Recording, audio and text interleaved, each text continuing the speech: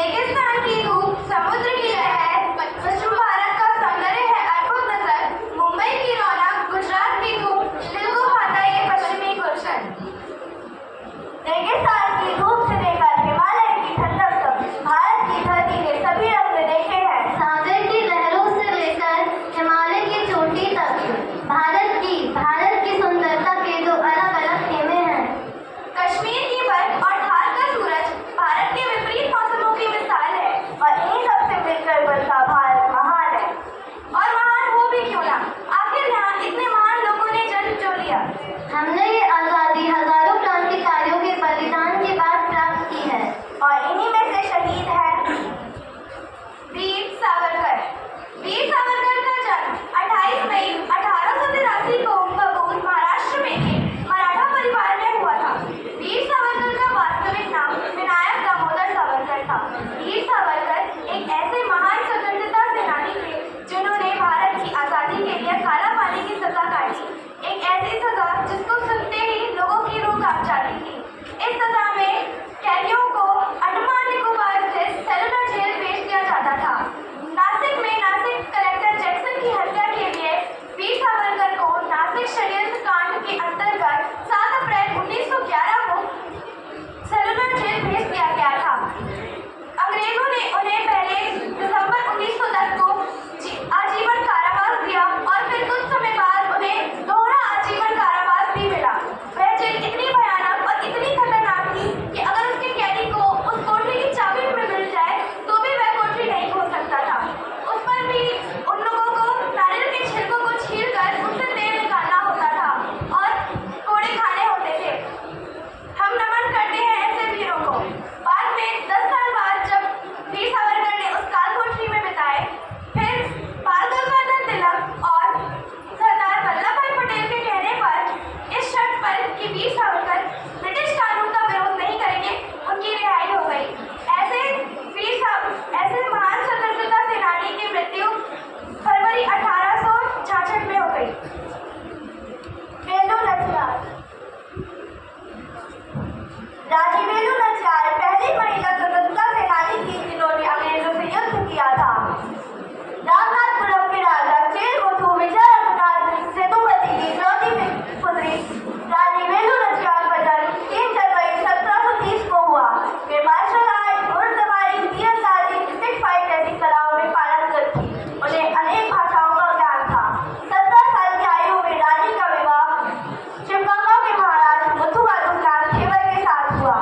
विवाह के कुछ समय पश्चात ही शिवगंगा पर अंग्रेजों ने आक्रमण कर दिया।